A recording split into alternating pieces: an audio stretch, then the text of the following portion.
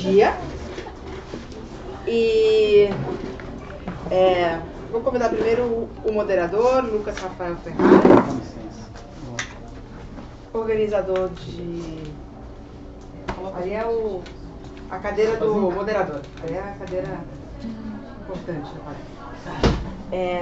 E para falar a gente vai ter aqui Antônio Luiz da Costa, Diego Amaro. Eu vou pedir para todos eles se apresentarem, porque eu acho que as pessoas se apresentam melhor que a gente, né? E Rosana Rios, que na verdade foi a Rosana quem sugeriu o tema da palestra pra gente. E até depois ela vai contar pra gente por que ela achou esse tema tão importante, né? E, bom, eu vou evitar falar muito, vou passar a palavra para o Lucas. Pedir primeiro para ele se apresentar e depois abrir a mesa, tá bom? Gente, mais uma vez agradeço a vinda de vocês. Bom, boa tarde, pessoal. Eu sou o Lucas Ferraz, eu participo do site Mitografias, que é um site sobre mitologia, né? Sobre as mais diversas mitologias. A gente tem um podcast que chama Papo Lendário, que é o carro-chefe aí do projeto. Para você. Sim, inclusive o Léo e a Nilda mandaram um abraço. Tá bom. E tem outros podcasts no site também, ali no Papo Lendário. E em 2016 a gente começou a trabalhar um pouco com literatura, né? E a gente fez a primeira antologia de contos, chamada Mitos Modernos. E a proposta era pegar, se basear em histórias mitológicas, né? E criar contos passados no tempo atual ou futuro e tal. Tirar as lendas do tempo mítico e trazer para o cotidiano e fazer alguma coisa nova. Esse livro está à venda no site da editora Penumbra, quem se interessar. Tem na Amazon também e tal. E depois disso a gente fez um segundo volume também, né, chamado Mitos de Origem, uma proposta similar. E a gente está fazendo o terceiro agora esse ano, chama Mitos de Trindade. A gente estava com prazo de recebimento de contos até o fim de julho, e a gente estendeu até agosto, até o fim de junho. A gente estendeu até agosto porque chegou pouca coisa. Então se tiver alguém que escreve por aí, entra lá no mitografias.com.br que a gente está recebendo contos, tá? E é isso. Eu também edito contos na revista Trazo e faço algumas coisas por aí. E agora vamos saber os nossos participantes, né? Por favor. Bom, meu nome é Antônio Luiz Costa, sou Coelho da Costa, sou jornalista durante 20 anos. Além disso, eu tenho escrevido romances, contos, que em parte ficção científica, em parte fantasia. A parte fantasia é uma parte baseada em mitos, principalmente o mito da Atlântida, que é a base dos romances aí, que é a Crônica de Atlântida, Tabuleiro dos Deuses, e depois a Crônica de Atlântida, o Olho de Agartha. E fora isso, mitologia é um assunto que eu sempre gostei, estudei desde a juventude. Ok. Meu nome é Rosana Rios, eu sou autora de literatura infantil, juvenil, jovem adulto, e mexo com mitos já faz muito tempo. Eu costumo dizer que eu comecei a estudar literatura comparada, mitologia comparada, com 8 anos de idade, quando eu li os 12 Trabalhos de Hércules do Monteiro Lobato, e fiquei extasiada com aquilo, né? Nunca tinha visto aquilo na minha vida, e comecei a procurar em outras fontes, em outros livros, aquelas narrativas míticas da Grécia. Foi a primeira mitologia que me interessou. E aí eu descobri que, né, Lobato sapateou em cima, como todos nós fazemos, mas tudo bem, porque me introduziu naquele mundo e aí eu comecei a ler. Aí eu fui caindo no Thomas Bulfinch, e depois fui lendo outros e outros autores e comecei a fazer estudos comparados com 9 anos de idade.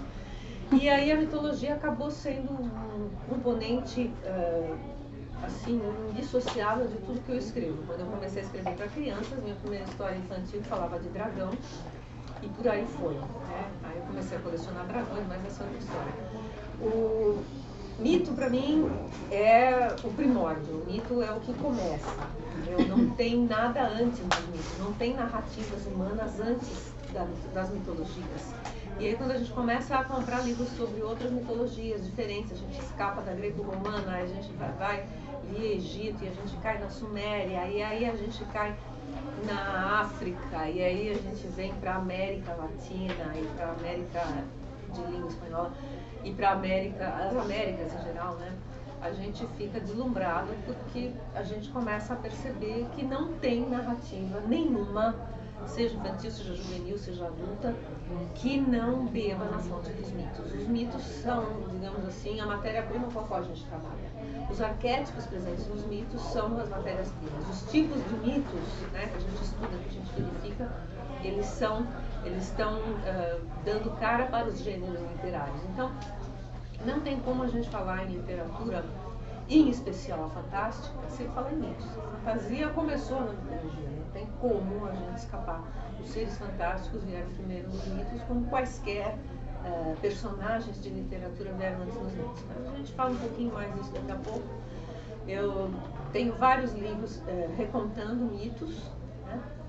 Tem um que está vendo aqui na lojinha, que é dos gregos. Eu quis homenageá-los porque eles foram meus primeiros formadores de cabeça, mas a gente tem várias outras pesquisas que resultam em mitos, como esse livro aqui, né? É um livro infanto-juvenil, é o meu best-seller atualmente, ele foi adotado no Colégios Objetivo, Brasil afora, então tem histórias da mitologia de todos os continentes, onde a gente tenta puxar um pouquinho essa coisa de que nós somos todos membros da mesma família humana, né? E que não é porque existem cristãos e pagãos isso e aquilo que a gente é diferente. Nós somos todos feitos da mesma stuff, né? Stuff of dreams, dizia Shakespeare. Nós somos feitos da matéria dos sonhos. E eu acredito que os sonhos são recheados de mitos. Então, eu escrevo sobre isso. Bom, boa tarde, eu me chamo Diego, sou professor de História e hoje estou presidente do Instituto de Estudos Vale Paraibanos. Nós estamos com uma revista sendo distribuída aqui durante o evento. O professor Sodero, que é autor do Euclides da Cunha, que nos presenteia com essa história, mostrando que Euclides tem uma importância e é o tema central da FLIP deste ano. E também o que me trouxe até a mesa, que é Maria Augusta de Oliveira, a loira do banheiro. Aí eu falei assim, eu venho com uma coisa um pouco mais local, não tenho o mesmo estudo que os colegas com relação à profundidade da mitologia. Claro que como aquele que faz história é a primeira paixão, então não tem como não falar de história sem falar de mitologia, mas lá no começo da minha jornada eu me encanto com essa fantasma que me assombrava quando criança, e a partir dela então eu começo os meus estudos. Eu começo pelo estudo de gênero, vou estudar as mulheres, porque eu ouvia falar muito pouco sobre elas, mas a lenda continuava caminhando comigo. E agora nós estamos dando mais um passo e Maria Augusta finalmente vai ser publicada. E também estamos distribuindo, contando um pouquinho já dessa história aqui, né? Então é isso. Estamos juntos aqui hoje para conversar um pouquinho. Legal. E Rosana, por exemplo, eu me lembro de ouvir o seu nome pela primeira vez nas comunidades de Tolkien, lá atrás, uns 15 anos atrás, do Conselho Branco, da Toca do Valinor, etc. E aí, puxando esse gancho, o Tolkien é um exemplo interessante, né, de um autor já de algum tempo atrás, né, que foi um dos precursores da fantasia e tal, que se utilizou muito de mitologia, né, tanto da mitologia germânica quanto do Kalevala e tal, para fazer as obras dele, né. Eu fiz parte, eu já era escritora publicada e tudo, mas eu tinha lido O Senhor dos Anéis e eu não tinha com quem conversar. Era um problema, né? Só tinha, naquela época que eu consegui comprar, só tinha a edição portuguesa da Europa América. A publicação que tinha no Brasil pela Arte Nova tinha sido tirada porque foi pirata, foi recolhida e tal. E também era uma tradução horrenda. Mas aí eu li Tolkien pela tradução portuguesa e eu fiquei alucinada porque, né, já era louca por mitologia, era louca por livros, já publicava, já tinha um monte de trabalhos em andamento e eu não tinha com quem conversar. Então aí eu descobri, nos primórdios da internet, um grupo do Yahoo que era de fãs de Tolkien e que tinha um grupo chamado Conselho Branco. E aí eu me juntei com o Conselho Branco e durante muitos anos a gente se encontrava, a gente lia, a gente comentava, a gente aprendia élfico com Reinaldo Reinaldo Lopes, que está aqui na Flip falando, jornalista. Está traduzindo Tolkien agora. Está traduzindo Tolkien junto comigo do Quilmes para HarperCollins. E ler Tolkien, né, era um mergulho na literatura que se valeu da mitologia, como ele disse. Tolkien, aliás, quando ele começou a escrever aquelas histórias, não sei se vocês viram o filme sobre a vida dele, passou muito pouquinho, eu nem consegui ver, mas deve ter contado a questão de que ele estava nas trincheiras da guerra, ele estava vendo todos os amigos dele morrerem um por um, e ele começou a escrever sobre elfos. E dessas escritas nasceu que seria o Silmarillion, né, a obra básica do Tolkien, não o Senhor dos Anéis, mas o Silmarillion, que contava sobre um mundo chamado Arda, onde havia uns deuses diferentes e tal, e coisa. Ele meio que se valeu, como disse o Felipe, né? Felipe, não? Lucas. O Lucas falou do Kalevala, da mitologia germânica, da mitologia celta. Ele era linguista, ele entendia, ele lia todas essas coisas no original, né? O cara sabia do que ele estava falando, e ele quis, segundo ele dizia, ele queria criar uma mitologia para a Inglaterra, porque os mitos ingleses tinham se perdido, se dissolvido entre os anglos, os saxônicos, os germanos e os francos, né? A coisa toda se perdeu, mas restou alguma coisinha ali na Irlanda, céltica e tal. Mas aí ele começou a falar sobre, em primeiro lugar, antes do que todo mundo, ele começou a falar sobre elfos, anões, homens, seres divinos, né? A gente não chama de divinos em Tolkien. Então aquilo era mitologia pura. Quando a gente lê o Silmarillion, que ele conta sobre a criação do mundo, a criação de Arda, o mundo que seria o nosso mundo, né? Ele fala que os seres divinos, os Valar, eles criaram um mundo com uma canção. Isso aí, através da emissão da palavra. Isso aí é muito nítido. Tem várias mitologias que falam que a criação se faz através da palavra, né? O próprio... A mitologia mais antiga que a gente tem registro por escrito é a mitologia da Suméria, né? E o mito babilônico da criação, que fala em Tiamat, fala em Marduk, fala que tudo começou quando foram pronunciados os nomes dos deuses. Ao se pronunciar os seus nomes, eles passaram a existir. Então a palavra, em Tolkien, tem até um livro sobre isso de uma professora, Rosa Lopes, né? Que fala sobre a questão da palavra como criação. Isso é muito presente em várias mitologias, e em Tolkien estava no cerne ali, no começo. E pra gente que escreve, a palavra é o começo de tudo. Você tá assim, né, fazendo qualquer coisa, qualquer atividade, pegando um ônibus, pegando um metrô, cozinhando, lavando banheiro, nós, né? E de repente você tem uma ideia, vem uma palavra, um nome de uma pessoa, e aquilo dispara uma ideia, e aquela ideia acaba virando um enredo, e aquele enredo acaba virando um livro. Isso funciona assim pra gente que é escritor, pelo menos muitos dos que eu tenho conversado, a coisa funciona assim, a palavra começa tudo e a palavra termina tudo. Então, eu acho que estar no grupo de adolescentes, de jovenzinhos que discutiam Tolkien foi muito importante para mim. Primeiro porque eles eram jovens, eles eram meu público leitor. E segundo porque eles estavam mergulhando, eles estavam tentando entender aquela coisa doida que foi construída, né? Não só o Senhor dos Anéis e o Hobbit, mas principalmente o Silmarillion e toda a história da Terra-média, que agora está sendo traduzida finalmente, né? Então, para mim, como escritora, aquilo foi importante. E não tem como a gente falar de fantástico, falar de fantasia sem falar de Tolkien. Meio que foi o... Ele não foi o primeiro, tem coisas anteriores a ele, tem, principalmente na literatura inglesa. Mas eu acho que para nosso momento, né, todo mundo saiu copiando Tolkien, até eu. E você, Antônio, que, né, se baseou numa mitologia para criar suas obras, o que você pode contar para a gente como foi esse processo? No caso, eu escrevi em parte para contrariar o Tolkien, né? Muitas outras também fizeram a mesma coisa. O Charlie Mayhew escreveu a Baslag para contrariar o Tolkien, de certa forma o Discworld também. Qual que é a questão? Que o mito que o Tolkien criou é um mito conservador, monarquista, que realiza o passado medieval de hierarquia, de estabilidade e tal, E para mim e para outros que tem outro ponto de vista, que está mais preocupado em mudar as coisas do que voltar a ser o que está sendo, extremamente insatisfatório. Então, eu parti do mito da Atlântida, que é um mito que me interessava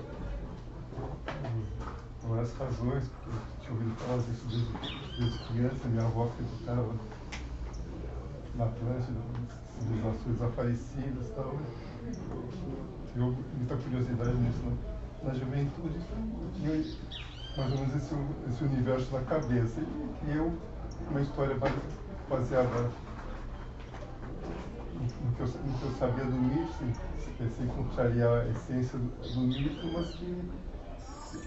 mas que virava essa ideologia do avesso, digamos, ou seja, eu imaginei uma revolução em Atlântida. Vai saber, de repente aconteceu, né? Eles afundaram? Foi isso. As pessoas que voltavam para trabalhar a ordem, derrubavam a monarquia, desafiavam os deuses, criavam uma república, né?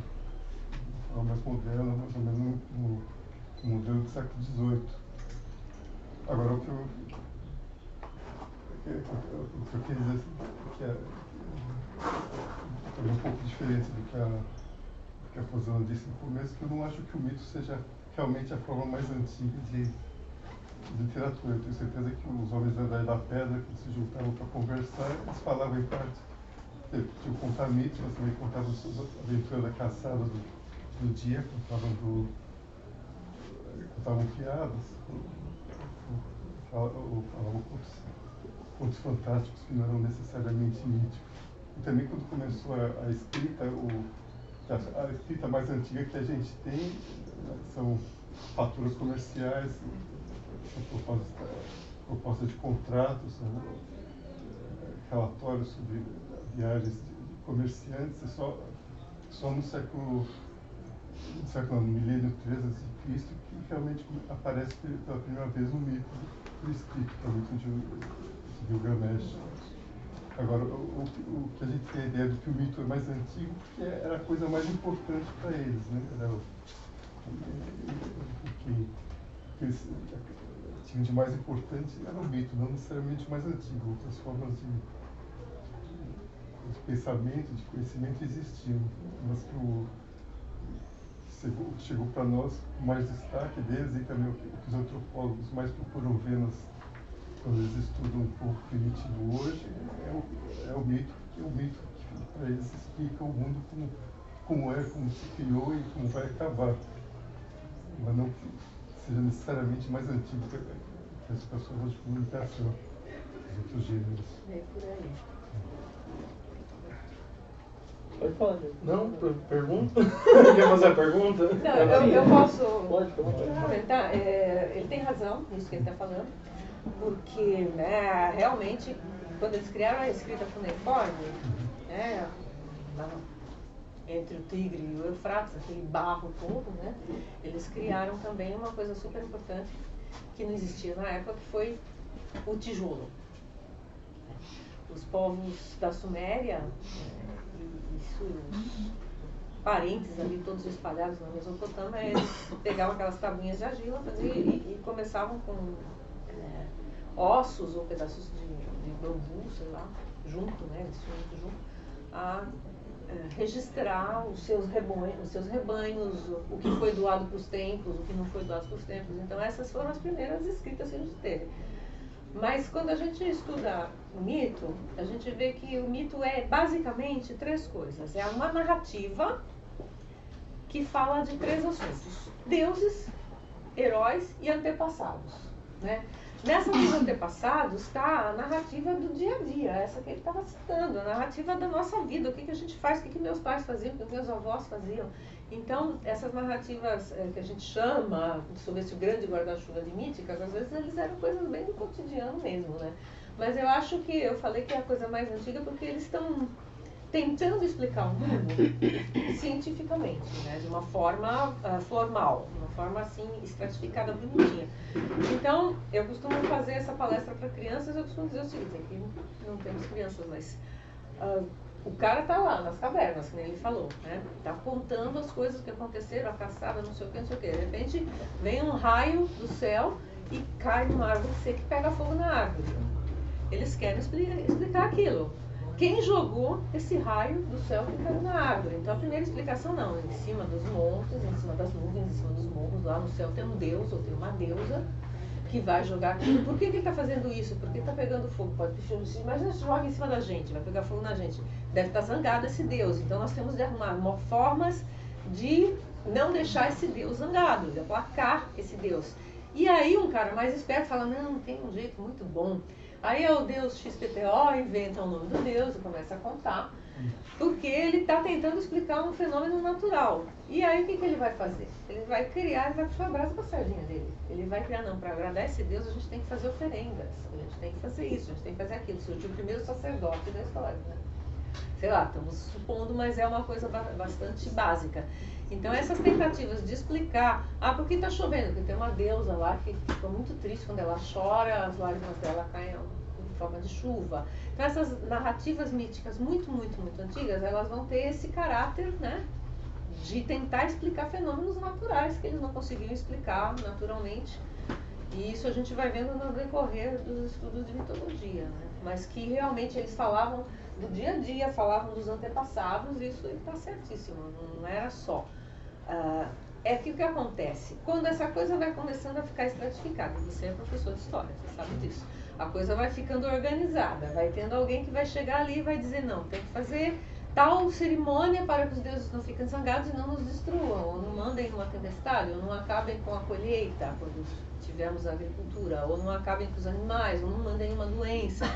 Então, a coisa vai ficando organizada e essas narrativas, mesmo as mais simples, elas acabam entrando no domínio do sagrado.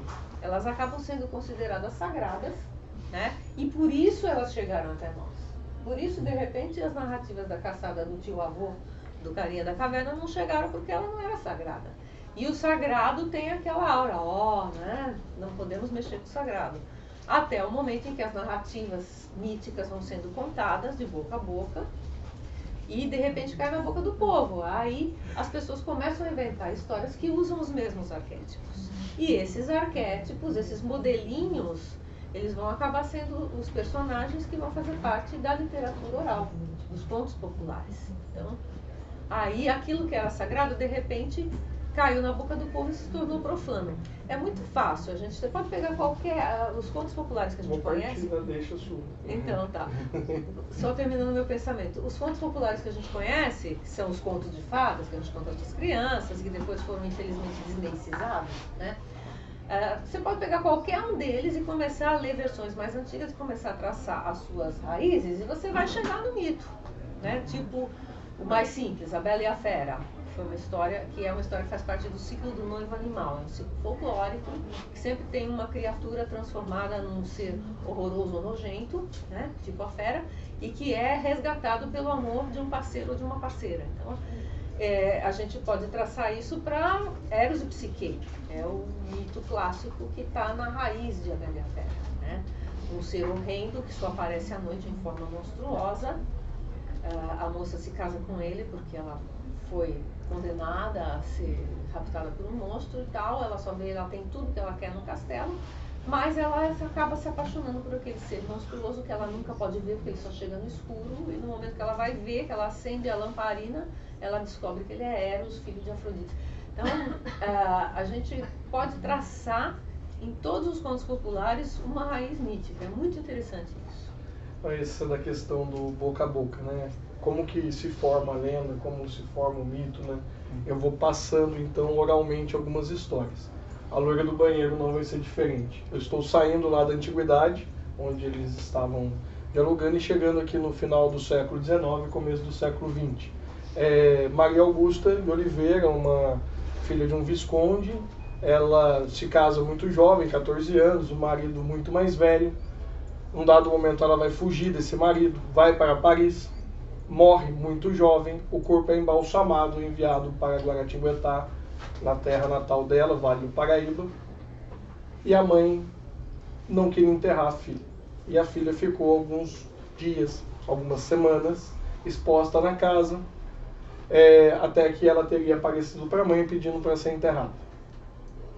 Bom, mais tarde, isso é final, 1886, 1896, finalzinho ali do Império para a República, surgem as escolas. O governo republicano começa a constituir as escolas. E professor, quem é professor sabe, o aluno fica assim, tio, posso ir no banheiro? Tio, posso ir no banheiro? E aí eu tenho lendas antigas, né? Blood Mary, coisas do gênero. E nasce a lenda de uma loira que estava no banheiro. A escola chega em Guaratinguetá. E aí aconteceu um casamento perfeito. A Maria Augusta, que apareceu para a mãe pedindo para ser enterrada, passa então a ser a loira do banheiro. E dali, né, nos encontros, cada um que conta leva para frente essa história. O café estava em decadência, as pessoas estão mudando para o oeste paulista e outras regiões do Brasil. A história vai caminhando e ganhando nova força. Vários dos mitos em relação à condição do fantasma são as loiras. Essa especificamente tem todo um ritual para se invocar a loira do banheiro, você aperta a descarga, os alunos 3 vezes, e foi sendo incorporado. Hoje os alunos falam que quem aparece sou eu, de tanto, né, ficar cutucando. Então assim, tem todo... nem loira. Então assim, ela também. Aí o que acontece? Exatamente, esse vai ganhando força, vai ganhando nova estrutura, ela vai se apropriando de outras narrativas, vai se transformando, vai ganhando mais força. De repente a história da irmã e a dela se confundem, dando mais força, que aí o marido teria matado a mulher, e aí começa então, né? Ela começa a perder o tempo dela, ela começa sangue saindo pelo nariz. Então assim, ela vai ganhando novos elementos por cada lugar que ela passa, por cada novo cotidiano de uma nova cidade, até porque eles falam, relação dos mitos. Eu estou no começo, então o espaço geográfico vai influenciar, eu observo e quero explicar, então eu começo a criar os deuses. Então eu trago elementos da minha região para dentro da lenda também, para eu me identificar com ela. E assim a loira do banheiro, que é uma lenda nova, é do nosso tempo, vamos dizer assim. É um mito moderno.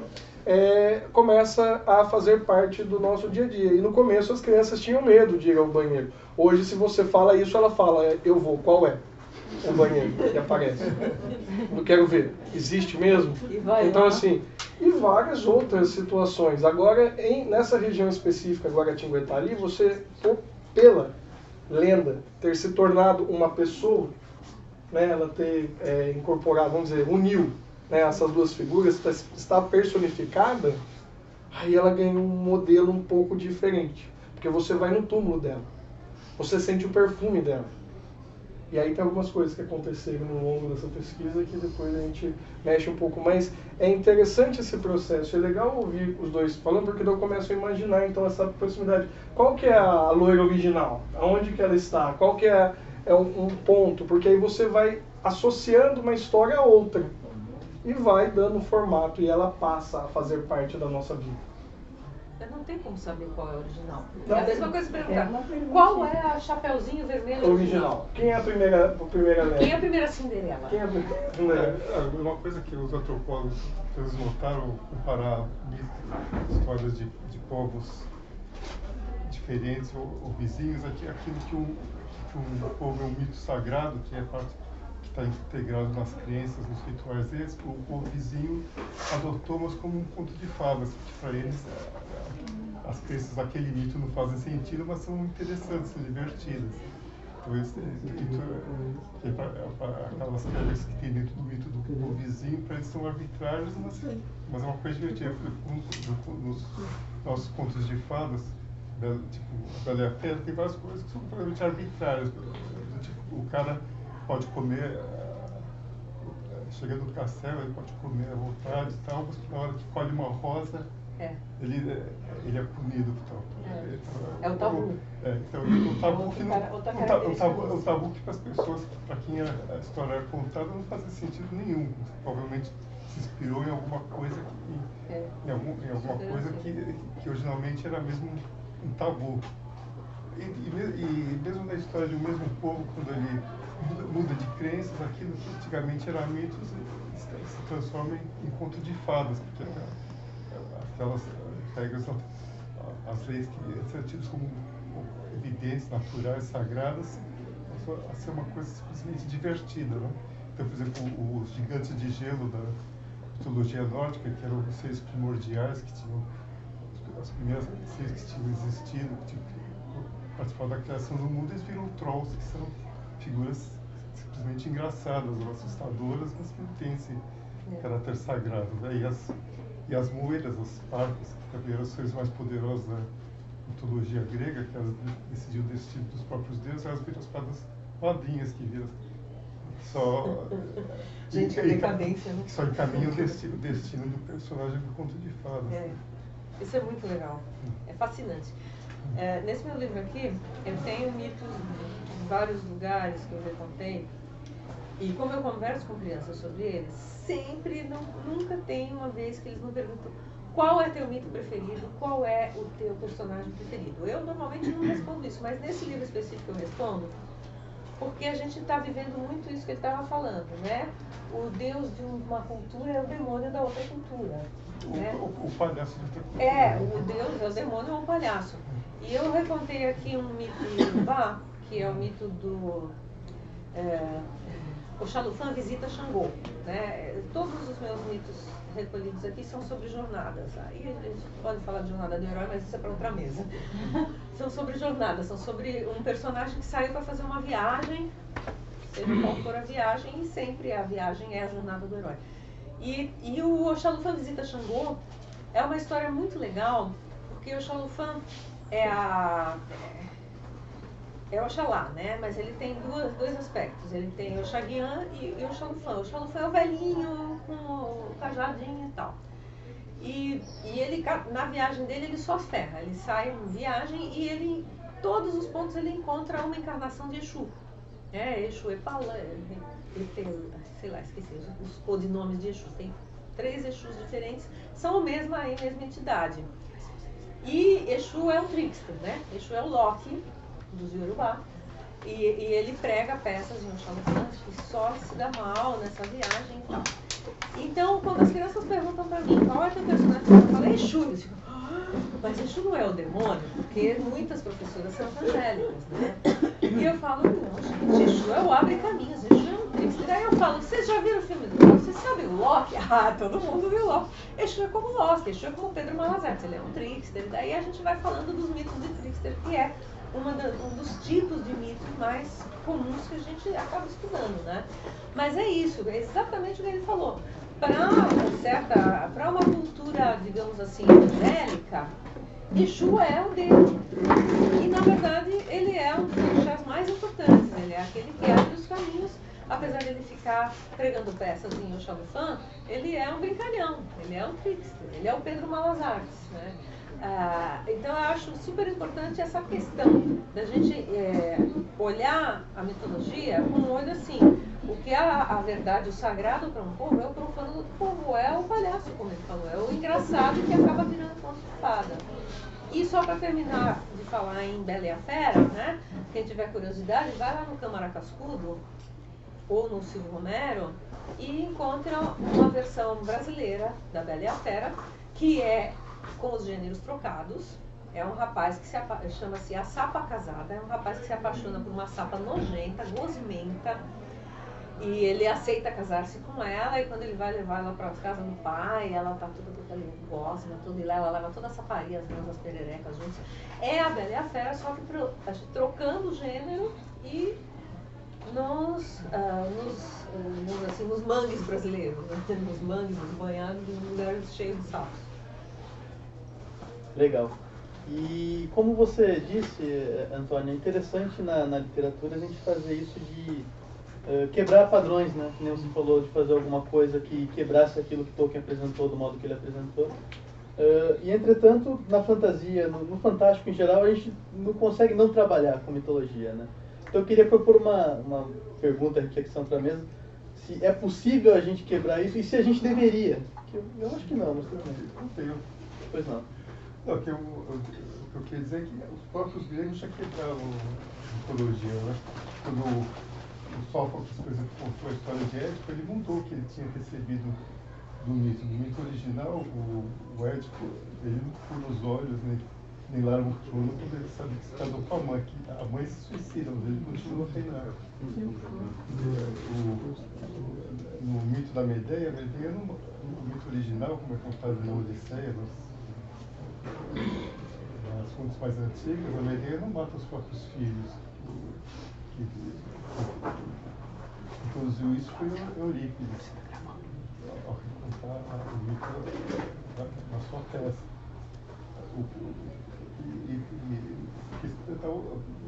Que a preocupação original do mito não era tanto falar da individualidade, do drama pessoal desses personagens, era contar uma história sobre a origem das cidades-estado, das transformações políticas que iam resultar nas cidades-estado gregas, que tinham se transformado a partir de monarquias antigas, etc.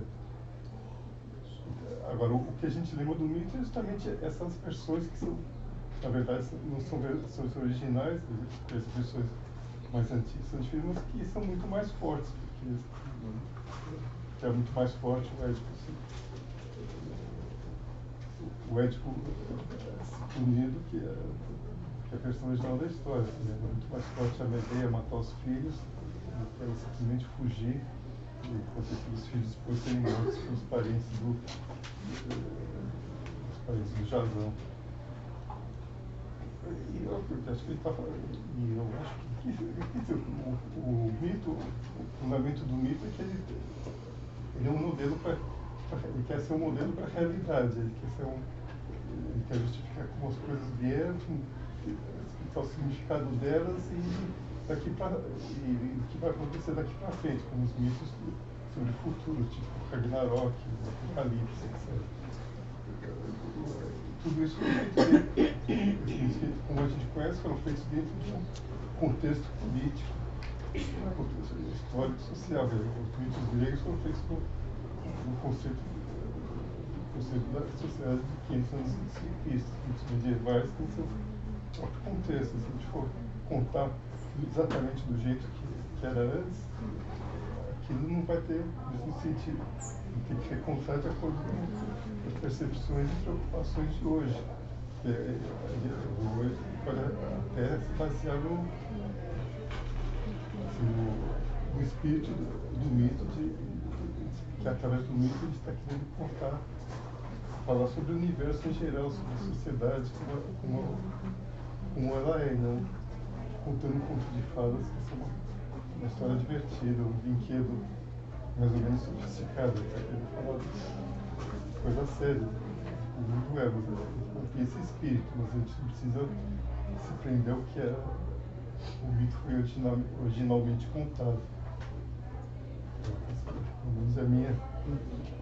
Eu acho que é por aí, porque não tem como a gente escapar, não tem como.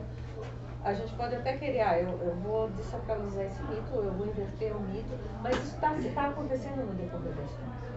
Se você começa a pegar os mitos mais antigos, mesmo da própria Suméria, antes da Babilônia, né, a gente vai ter deusas matriarcais. Se a gente pega as pesquisas arqueológicas que encontraram milhares de estatuetas de deusas mães, né, tipo 5.000, 6.000 anos antes de Cristo, e as análises dizem que os povos eram matriarcais, né, até o ponto em que a guerra tomou conta. Então, o que era importante era a deusa mãe, a deusa criadora e tal. E aí, de repente, os deuses vão tomando conta. A gente vai entendendo que esses mitos já foram sendo invertidos, trocados. E gostaria de citar a Medeia, que ele citou. É claro que nos mitos mais antigos a gente tem Medeia, que é uma poderosíssima feiticeira, que em algumas versões é filha da Hécate, em outras não, né? Filha de Hécate, a deusa da magia. Mas a gente vai chegar naquele momento em que os homens tomaram o poder e eles começaram a demonizar as personagens. Então, em uma situação, em uma polis, em uma sociedade mais matriarcal, é claro que não vai se demonizar a Medeia, mas na hora que os homens estão no poder, eles têm que demonizar a Medeia porque ela é poderosa demais. Então, ela tem que ser a vilã da A história. mitologia grega que a gente conhece é basicamente esse processo, essa É mudança do Do matriarcado. matriarcado e patriarcado. Então, eu estou escrevendo, na verdade já escrevi um livro que vai sair pela Pollen, o próximo meu vai sair pela Pollen, que fala das deusas gregas, que é o poder feminino no Olimpo patriarcal.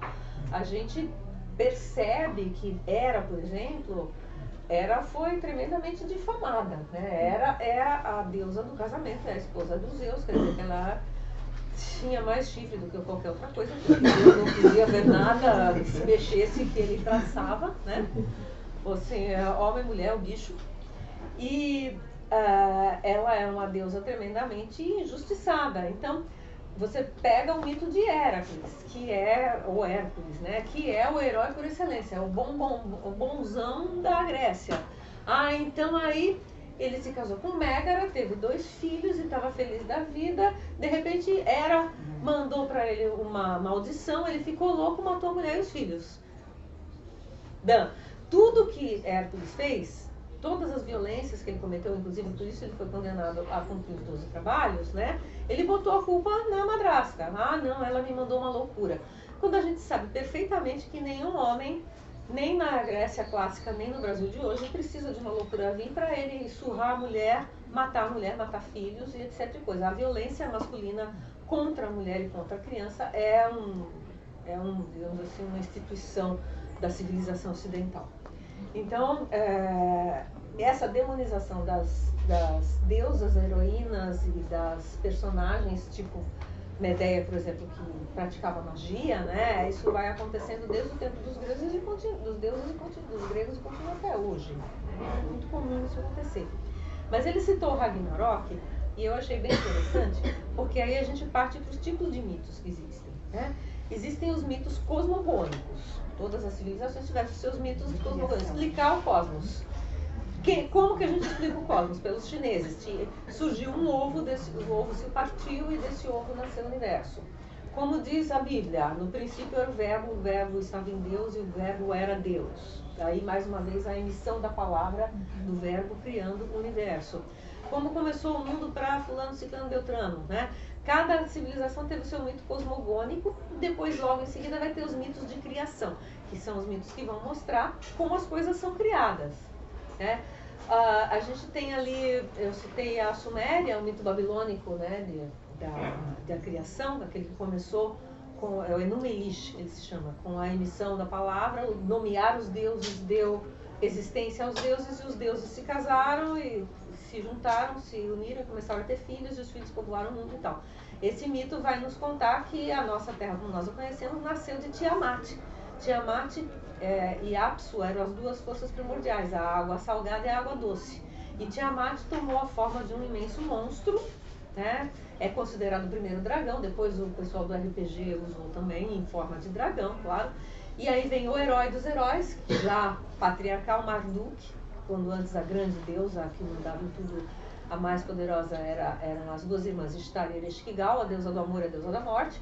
Elas vão sendo destronadas e sobe ao trono Marduk, filho de um dos deuses, semideus, mas que foi lá e matou Tiamat.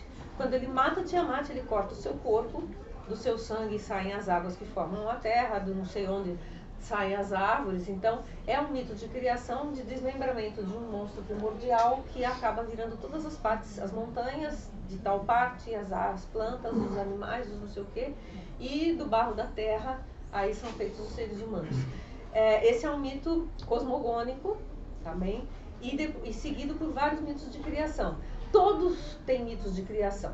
Aí a gente vai ter os mitos etiológicos, que são os mitos de criação que explicam como uma coisa virou outra. Tipo, vamos dar um exemplo bem básico, povos nativos brasileiros, né? Tupinambás, tupis. Os povos tupis têm um mito sobre uma menina chamada Mani, que nasceu albina numa aldeia indígena, e era uma menina amada por todos, mas um dia ficou doente e morreu.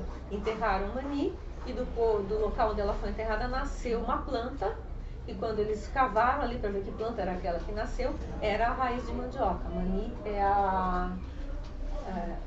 digamos assim, o nascedouro da mandioca, que acaba sendo o item de subsistência mais importante dos nossos povos nativos. Então esse é um mito etiológico, que conta como uma coisa, no caso uma pessoa, ao morrer e ser enterrada, se transformou numa entidade vegetal vital para a subsistência da tribo. E aí a gente vai ter o mito heróico. O mito heróico é o que mais chegou até nós, né? É o mito do herói, aquele bonitão, sei lá, bambambam, que saiu primordialmente patriarcal, machista, tipo Hércules, né? E por aí vai.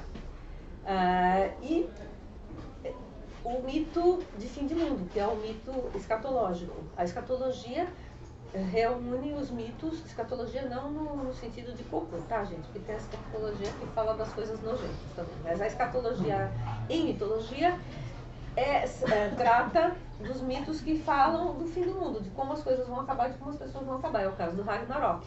Não é tão presente em todas as culturas, mas as que tem são muito importantes e imponentes. Aqui no Brasil, por exemplo, a gente tem um mito, como é que é o nome do cara? Esqueci o nome do cara. Sinaá, eu não lembro qual que é a etnia, mas é o mito de um sujeito que ele é o guardião de uma grande árvore e quando essa árvore cair, quando ela for derrubada, o mundo todo vai terminar e o Sinaá é o guardião. Os indígenas das Américas, em geral, tem o mito dos sóis, né? Tem os 5 sóis, então o mundo é criado e destruído. Os astecas. Então, os mitos escatológicos, como o Ragnarok, que acho que é o que a gente mais conhece, né? Porque, apesar de que no filme os caras sapataram em cima também, né? Fizeram meio que dizem, mas tudo bem. Que vai tudo acabar, tudo ser destruído e depois uma hora vai começar de novo. E isso aí a gente remete até à Índia, né? Que tem a questão do ciclo, né? O ciclo Maha não sei o quê. É um ciclo que chega ao fim, tudo é criado, segue um esquema circular e aí tudo é destruído. E aí começa tudo de novo. São os mitos escatológicos. Eu acho bem legal a gente ter isso aí em mente, porque a gente vai usar isso em literatura, não tem como escapar. A gente vai trabalhar com esses arquétipos. No Mitografias a gente usou... No mito moderno isso é uma coisa mais de, né, pegar todos os tipos de mitos e trazer para outro tempo atual. No mito de origem foi interessante, porque até um exemplo que você citou teve um conto inspirado, né, da mandioca. A Gianna Bianchi, que deve estar por aí, fez um conto com isso aí. Então é legal, esse tipo de coisa que a gente realmente pode se inspirar para criar novas histórias. Você ia falar algo de... Não, é questão assim, com relação à história, né? Quando nós estamos pesquisando, a gente fala, por que a história não fala disso?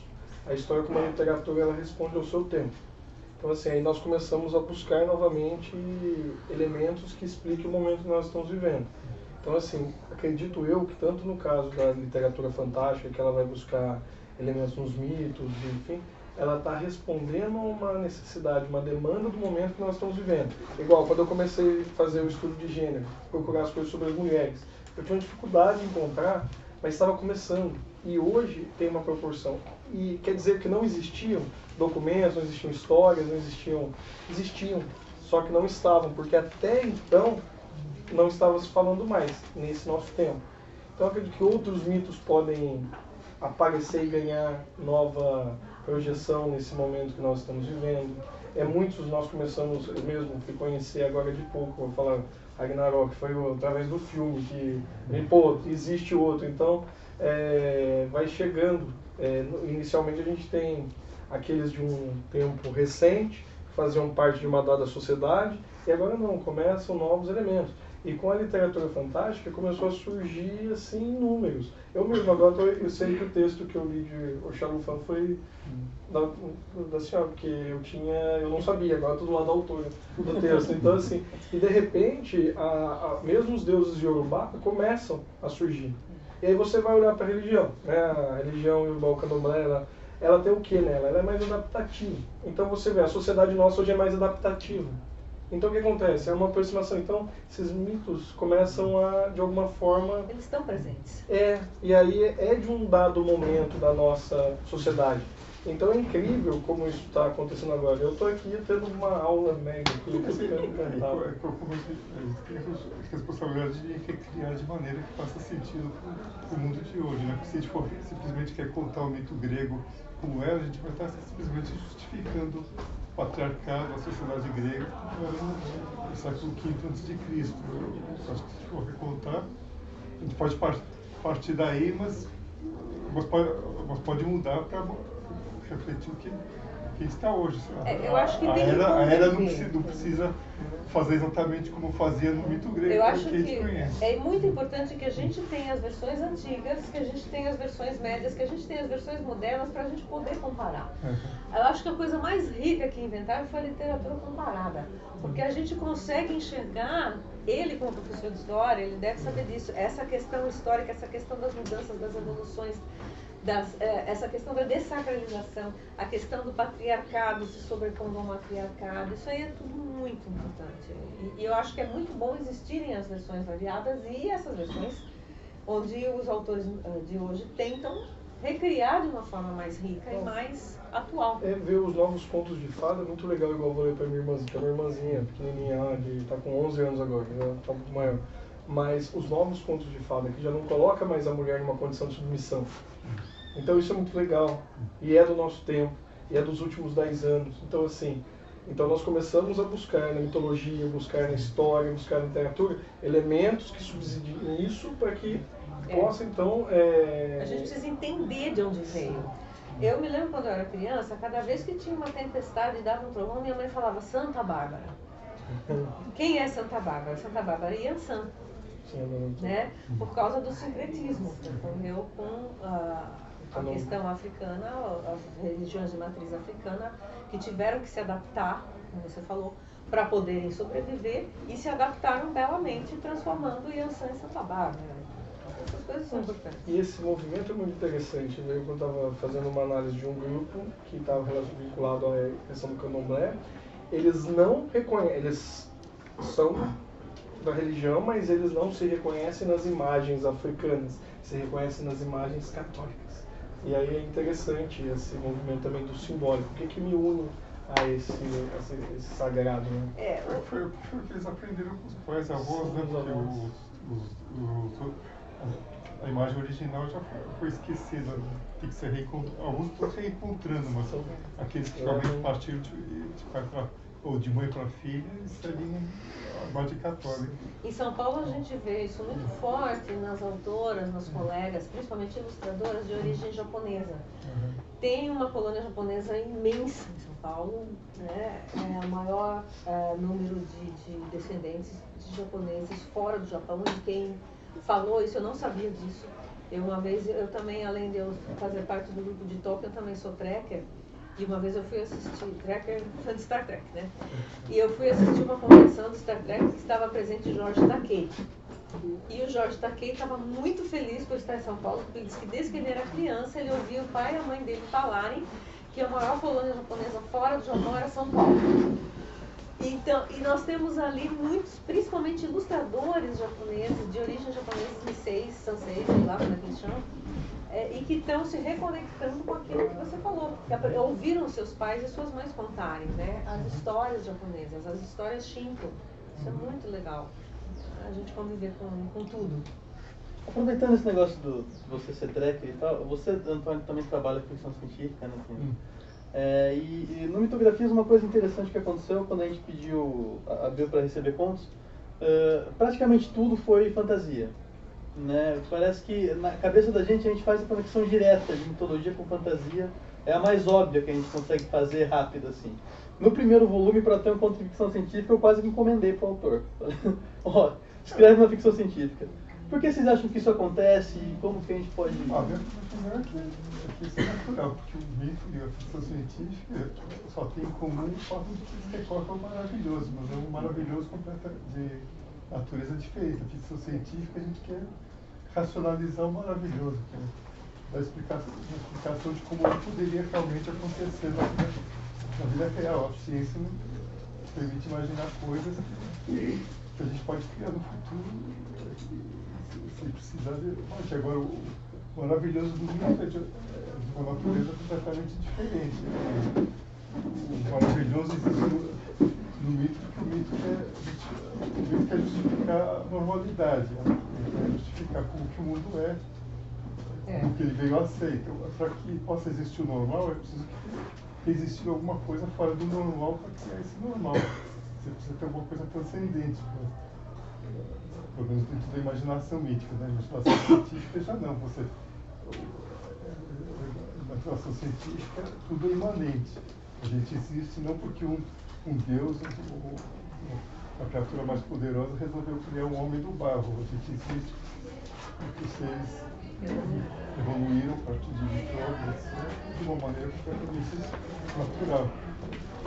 Eu acho que realmente são coisas diferentes. Você quer É que dentro dessa guarda-chuva grande de literatura fantástica, acabaram botando várias coisas que não tem nada a ver. Fantasia, ficção científica, horror, né? Acabou ficando tudo meio junto, tudo meio misturado. E muitas vezes você pega uma obra que tem um pouquinho de cada coisa. Agora, eu como ficcionista, eu faço ficção. Escrever uma história de ficção científica é muito mais complexo, é muito mais difícil do que escrever uma história de fantasia. Porque eu posso dizer que simplesmente aquela varinha mágica lá de marmeleiro, não sei o que, aquela madeira tem propriedades mágicas e pronto. E aí eu desencadeio magia. Agora, para eu explicar, por exemplo, como...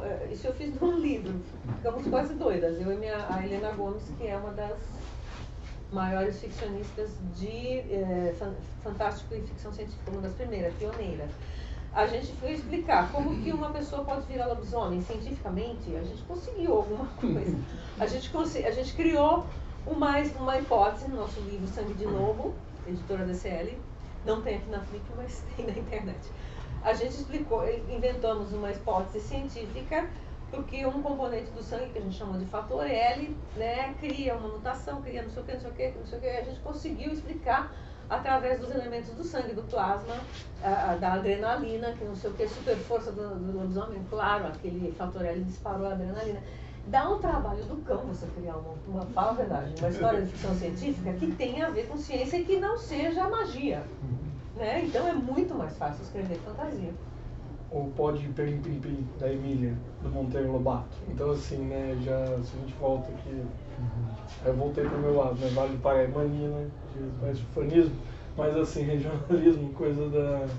Você tem, então, eu fico imaginando essa questão do científico, eu vejo meus alunos que são fascinados mais do que eu, talvez pela dificuldade da compreensão de toda essa ciência que vem com a ficção científica. Mas uma preocupação, mas também uma vontade de entender a união da fantasia, mas não é só questão da dificuldade de criar explicação científica. Eu acho que é meio de ponto de vista mesmo, né? Que você não quer o mistério maravilhoso da ficção científica, você quer o possível. Quer dizer, você quer ampliar o possível, mas dentro da lógica. Eu acho que quem conseguiu chegar nesse ponto, e que na minha opinião é a maior escritora de ficção científica do mundo, foi Ursula K. Le Guin. Ursula Le Guin é uma autora de ficção científica que trabalhava com fantasia e com ficção científica e que fez maravilhas com isso. Ursula Le Guin, para mim, é a maior escritora de ficção científica e fantasia do mundo. Ela, inclusive, quando ela escreveu as Crônicas de Terra-Mar, né, as histórias de Earthsea, Terra-Mar, ela veio um pouquinho depois do Tolkien. Né? Ela também foi copiada por todo mundo que chegou depois. Mas ela é uma autora primordialmente de ficção científica. E precursora de tudo que vocês podem imaginar. Né? Aquele seu livro, A Mão Esquerda da Escuridão, é uma história sobre gênero. É uma história sobre gênero quando ninguém falava em gênero. Eu acho que essa mulher conseguia tudo. Ela era uma deusa. Para voltar aos mitos. Eu acho que talvez a gente possa vir para a pergunta daqui a pouquinho. Vocês querem fazer alguma consideração a mais? Alguma observação a mais? Nesse momento, de maneira bem livre? Eu tinha trazido uma citação que o Ítalo Calvino citou do Todorov, que foi um dos caras que estudou Fantástico, né? E que eu acho que tem muito a ver com o que a gente conversou. Ele disse que ele estava estudando o que é o fantástico narrativo. O que é realmente fantástico. A gente falou um pouquinho sobre isso, é um pouco disso, um pouco daquilo, é uma mistura. Mas o Todorov disse que o fantástico narrativo, que distingue a narrativa fantástica, é que ele mostra uma perplexidade diante de um fato inacreditável. E uma hesitação entre uma explicação racional e realista e o acatamento do sobrenatural. Então é aquela trombada, né? Nós estamos aqui nessa vida normal, natural, real, realista, e de repente a gente vai trombar com um fato aparentemente inexplicável. Se você for descrever esse fato na tua ficção e dar para ele uma explicação realista, uma explicação científica, você vai cair na ficção científica. Se você for aquela partidária do acatamento do sobrenatural, você vai cair na fantasia, ou, indo um pouquinho mais além, você pode cair no horror, né? Eu acabei de ver o Oscar Nestares passar ali atrás, ele é o nosso horror mor, né? Ele escreve um horror bem horroroso mesmo. O autor de horror também está flertando com essas coisas, e às vezes com a ficção científica, Stephen King às vezes, né, flerta com a ficção científica, e às vezes com o sobrenatural, né? Então essas coisas todas elas estão muito próximas, por isso às vezes você chega numa livraria e procura literatura fantástica, aí você vai achar tudo meio misturado, né? E de repente a gente escreveu um livro que não tem nada a ver e ele está lá. Ou escrever um livro sobre algum outro assunto e ele está na seção de culinária, por exemplo. Que o pessoal das livrarias ultimamente anda muito sem noção, né? Mas eu queria falar isso. Essa trombada entre o real e o inexplicável, entre o explicado, o óbvio, o chão e o inexplicável, é uma coisa muito típica. Sempre em toda literatura fantástica vai ter uma trombada, vai ter esse encontro, né? E vai ter, eu costumo dizer que o Lobato foi voltando para o Vale do Paraíba, o Lobato foi instrumental nisso quando ele coloca o Dom Quixote sentado no terraço da casinha da Dona Benta, no sítio do Capão Amarelo, comendo pipoca feita pela tia Anastácia. A gente tem ali o personagem mais emblemático da literatura mundial, que é o cara que acreditava no fantástico, acreditava em magos, em feiticeiras, em coisas loucas acontecendo e que todo mundo taxava de louco, né? Esse cara que é o personagem do livro mais importante da civilização ocidental, considerado Don Quixote, sentado no sítio do Pica-Pau Amarelo comendo pipoca e tomando café. Então a gente tem ali o carimbo do fantástico. O real mais real, que é o café com pipoca, encontrando o irreal mais irreal, que é a loucura de Don Quixote. Eu queria falar antes de passar para as perguntas. Bom, eu primeiro também gostaria de agradecer e estar aqui conhecendo e aprendendo bastante com vocês e entendendo melhor essa questão da mitologia, até porque, como eu disse no início, o meu campo ali firme é a história, e agora me envolvendo até pela paixão com essa lenda, né? E falar de Maria Augusta, falar da loira do banheiro é divertido, é interessante ver as pessoas contando essas histórias dos seus encontros com a assombração, elas dando luz e vida para ela no nosso momento, até hoje nas diferentes escolas, não só no estado de São Paulo, mas aí pelo Brasil todo, de formas distintas, de maneiras distintas. Mas nós não podemos deixar passar essa questão da fantasia. Eu acho que é um dos bons temperos, é o melhor. Eu comecei me falando Monteiro Lobato, então assim, eu queria aprender a escrever daquele jeito. Né? O historiador escreve meio truncado, falei, estou tentando me libertar. Até porque a fantasia, ela precisa disso. Quero contar a história dessa moça que viveu, mas quero também mostrar os contos, né? Apresentar da forma que nos trazem, né? De como eles faz parte do nosso cotidiano, da nossa vida. Aqueles que sentiram perfume, as torneiras da escola brilham, ela apareceu em algum lugar, a luz. Ia ser legal se ela piscasse agora. A gente podia ter combinado, né? Pô. Pois é, e vocês não podem deixar de esquecer a moça que geme, né? Molly Myrtle, ela é a loira do banheiro. Ela é a loira do banheiro. Harry Potter. É verdade, ela é a loira do banheiro. Gritando só um pouco mais. Gritando só um pouco mais, que aí chega mais na Banshee, né? Ela é meio uma Banshee, porque cada vez que ela aparece morre alguém. Ela, assim, Tudo se mistura. Estamos aqui. Agora. O que eu queria dizer aí que eu acho importante reescrever o mito, refazer para que seja relevante para a mentalidade moderna, mas sem banalizar o mito. O mito que a gente conhece como as histórias mais antigas, justamente porque ele é extremamente importante para as pessoas que contavam, ao contrário de outras histórias que certamente contaram que não chegaram até nós. Então, se a gente quer contar uma história com espírito mítico, mesmo,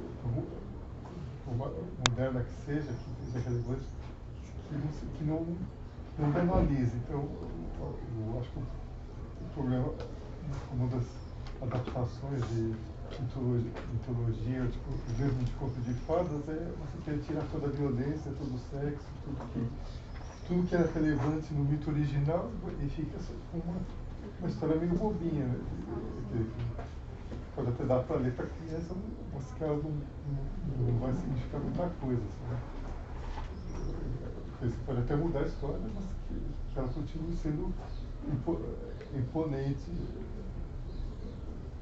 relevante, que diga alguma coisa sobre como o mundo é, como o mundo deveria ser, como você acredita que o mundo deveria ser.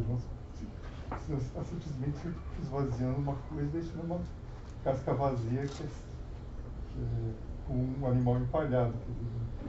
Só uma vaga lembrança do que aquilo foi, mas não traz nada de novo para a gente hoje. Temos perguntas? Pois não. Eu queria fazer uma pergunta para a Rosana, porque me interessou muito essa pesquisa que você vai trazer pela Poli, né? Porque para mim a questão das personagens femininas onde a mulher está localizada nas narrativas é uma coisa que me toca muito. Recentemente, acho que teve a polêmica do Game of Thrones, que eu acho que traduziu bem isso, né? Personagens femininas fortíssimas que foram reduzidas a loucas ressentidas porque ouviram não do namoradinho, né? E aquilo me afetou muito, eu fiquei muito puta, desculpa, mas foi não dá pra usar outra palavra.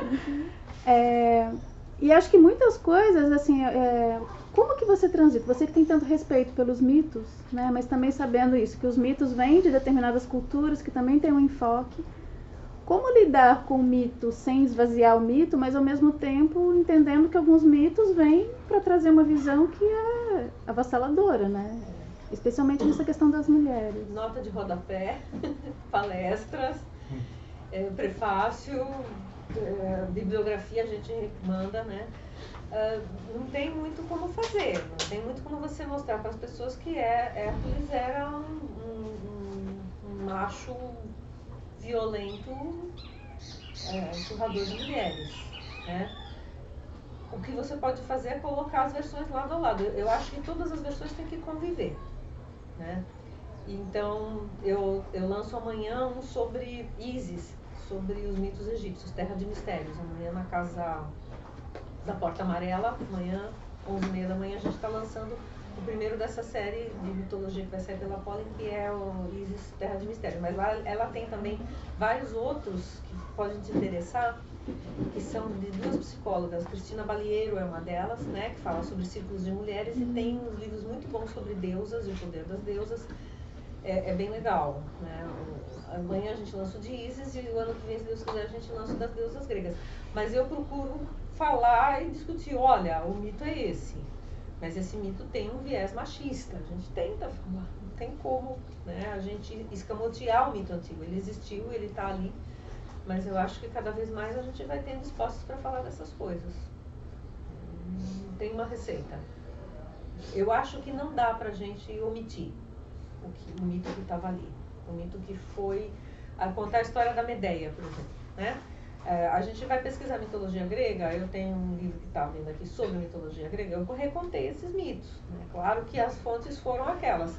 Hesíodo diz uma coisa, Homero vai dizer outra. A gente vai comparar, a gente vai recontar conforme eles estão falando. Então a gente está dizendo, olha, algumas versões dizem isso, outras versões dizem aquilo. É o que eu consigo fazer. Mas eu acho que daqui para frente, com essa abertura, com editoras que estão publicando mais coisas femininas e feministas, como a Pollen, a gente vai tendo espaço para falar dessas coisas. Não tem outro jeito. Ou então, quando eu vou nas escolas e me perguntam qual é teu preferido, Exu. Eu falo de propósito. Eu podia dizer que tem conto celta, eu podia dizer que tem um conto grego, tem a história aqui do malfadado do Tozão de Ouro, né? Eu vou falar dessa questão.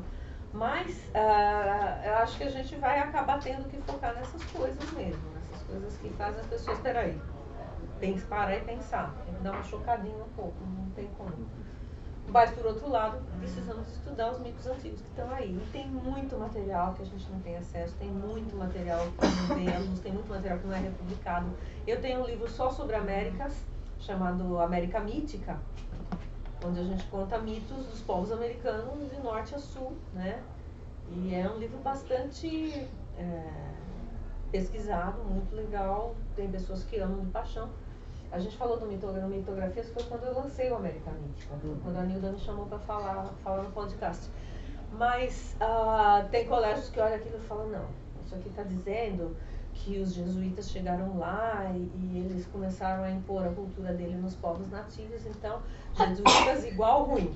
Então não pode ter um livro que fala que os cristãos são ruins, porque os cristãos são bonzinhos. Os ruins eram os astecas que faziam sacrifícios humanos, entendeu? E a gente está tentando ver a história do ponto de vista dos astecas, né? A gente está tentando entender por que o sangue derramado era tão importante e tal. A gente tem um longo caminho à frente, minha amiga. Vamos que vamos. Sim. Eu tenho uma pergunta também. Eu acho que ele levantou a mão aqui junto. Pode. Então, na fila. Faz. Pode ir, por favor. Mas, Rosana, eu queria falar, você tinha falado dos fundamentos, o mito. Eu queria perguntar, você acha que é possível um mito escapar desses fundamentos ou eles são básicos demais, eles são fundamentalmente humanos demais para escapar, para um mito poder escapar desses fundamentos? Eu acho que versões vão escapar. Vai ter inúmeras versões. Teve mitos aqui que eu recontei nesse livro que eu li pelo menos 12 versões diferentes e algumas conflitantes. Tem que optar pela tua. Escapa sim. Agora, algumas coisas são tão entranhadas que não escapam. Entendeu? Não lembro quem foi o autor que disse, vou ficar devendo para vocês, todas as histórias da humanidade falam apenas sobre dois assuntos. E esses dois assuntos são dois deuses gregos, Eros e Thanatos, amor e morte. Todas as histórias vão falando de amor e de morte e nas suas diversas formas. Eros não apenas como o amor romântico e tal e coisa, mas como todas as forças de atração. Tudo aquilo que atrai as pessoas, que faz uma pessoa chegar perto de outra, que faz uma pessoa chegar perto de um ser, né? Seja uma pessoa ou um bicho, um cachorro, por exemplo, a cachorra-baleia, muito amada. Tudo que une é Eros e tudo que desune é Thanatos, o deus da morte. Então, todas as histórias, se você vai indo, você vai chegando aos pontos essenciais. Mas os arquétipos estão ali, eles vão sendo recriados e cada uma dessas histórias vai ter muitas versões, entendeu? Eu espero um dia, quem sabe, escrever uma história de Heracles, onde a gente não demonize Hera, né? Aliás, Heracles, em algumas versões, Hércules é filho dela, não é filho de Alquimena, isso foi uma versão depois, tal. Ele é filho de Hera e Zeus, por isso ele chama Heracles. Heracles significa a glória de Hera. Outras versões já disseram, não, ele era filho de uma amante humana que Zeus teve e eles deram esse nome para ele ver se Hera não ficava tão bravinha. Ficou. Mas eu acho que não dá pra gente escapar dos arquétipos, mas os desenvolvimentos das histórias vão sendo diferentes e as versões vão sendo diferentes. Se você pega, por exemplo, aquela excrescência que é o Hércules da Disney, aquilo lá eu vi uma vez e eu não quero ver nunca mais. Aquilo dá vontade de chorar, aquilo dá vontade de você pegar e bater a cabeça na parede.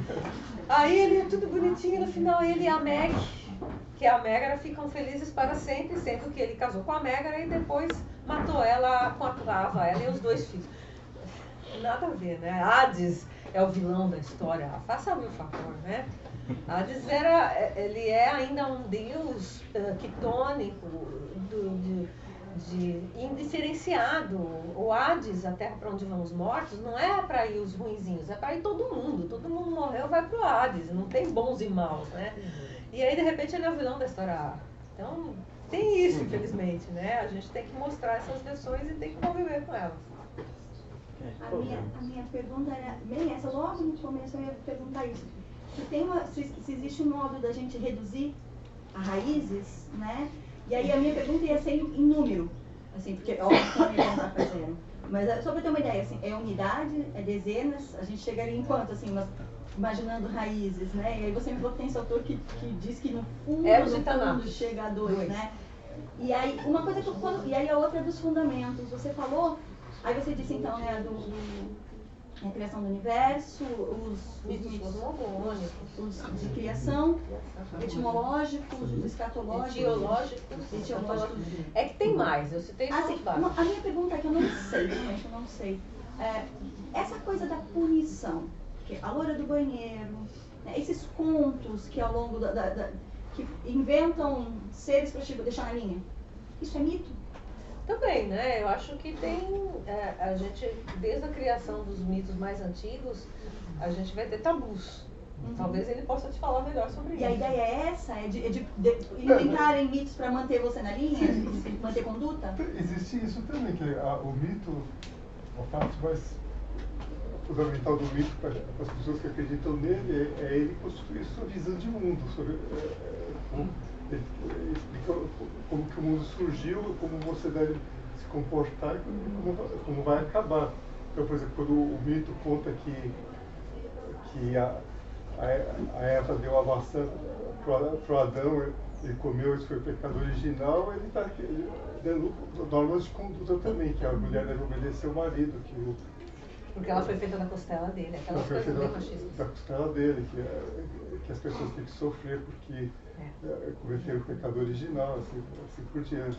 E também a lei de moral, você tem que se andar vestido, porque naquele momento foi inventada a vergonha, por exemplo. Entender o que é o bem e o mal. A ideia dos mitos sobreviverem e virem até a atualidade, etc. Essa menina que está com a mão levantada aí querendo fazer uma pergunta, ela chama Elanor. A gente estava falando de Tolkien, o nome dela saiu do livro do Tolkien. Essa coisa. E tem como ter fantasia sem mito? Eu acho que não tem, não. Eu acho que tem. O que diferencia o mito de outras formas de fantasia é o caráter explicativo dele. Você pode ter um mito que é uma fantasia que é fechada em si mesma, que ela não quer... pode criar. Que ela não quer dizer como o mundo é, apenas uma história divertida. Mas sempre vai chegar um chato lá e vai dizer, mas isso aqui é o arquétipo tal que está no livro tal. Os formalistas russos tentaram chegar nessa formulazinha. Os formalistas russos não conseguiram. O mais próximo que a gente chega é o sistema de Arne Thompson, que trabalha com os mitemas, com os núcleozinhos de situações. Então, dá uma olhada no Google, no sistema de Arne e Thompson. São dois caras que, o Arne num canto do mundo e o Thompson no outro canto do mundo, e depois juntaram-se os seus sistemas que tentou chegar nos núcleozinhos de histórias. Então tem uma história sobre um anel perdido, tem uma história sobre cortou o cabelo e perdeu a força, entendeu?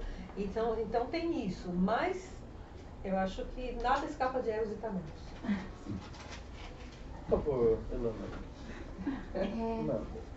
Nos mitos gregos, principalmente, costuma ter sempre um herói, um monstro, uma fera, um deus desenvolvido e depois o herói matando a fera e recebendo um presente dos deuses. Por que a maioria dos mitos tem essa estrutura?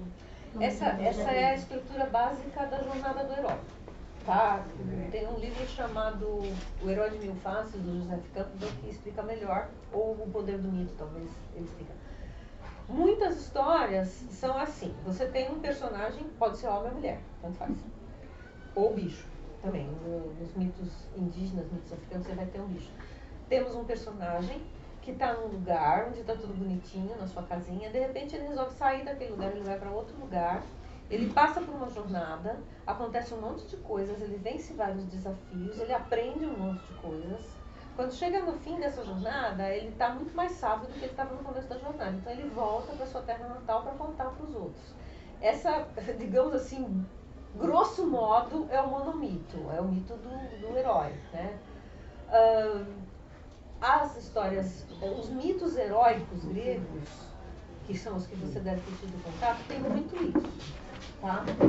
Então a gente tem o Hércules matando o leão da Nemé e todos aqueles outros monstros. A gente vai ter, né, o Teseu matando o Minotauro, a gente vai ter o Perseu cortando a cabeça da Medusa, que isso aí é outra interpretação machista, né? Então isso aí é um esqueminha muito básico do mito do herói. Mas tem outros mitos gregos que falam de outros tipos de coisas, principalmente os de transformação, os etiológicos, entendeu? E tem umas histórias bem loucas na mitologia grega, tá? Mas a maioria dos mitos de heróis segue essa jornadinha. Aqui no meu livro eu tenho o mito do chinês, que é um herói também, né, que mata monstros e que recebe uma recompensa. Ele se chamava Yi, o arqueiro. Então esse Yi, o arqueiro, ele era o maior arqueiro da China e teve um probleminha lá, né, com o sol, os sóis, que na verdade antigamente não tinha um sol, tinha um monte, 10 sóis. Só que os sóis resolveram sair para brincar um dia. Cada dia um saía, iluminava o mundo, tudo bem. Voltava, dormia e no outro dia ia outro. Só que um dia eles resolveram sair todos juntos porque eles eram rebeldes. E aí o mundo começou a esturricar. Aí o imperador da China chegou e falou, não pode, vai queimar, vai morrer todo mundo. Quem vai fazer sacrifícios para nós nos nossos tempos? Não pode. Aí eles chamaram o Yi, deram um arco mágico para ele e falaram, por favor, derrube os sóis. Só que o Yi não derrubou os sóis, ele matou os sóis. Ele começou a só matou 9 sóis, aí foram para ele, tiraram o arco dele, senão ele matava o último só, todo mundo morria. Mas aí ele salvou a humanidade.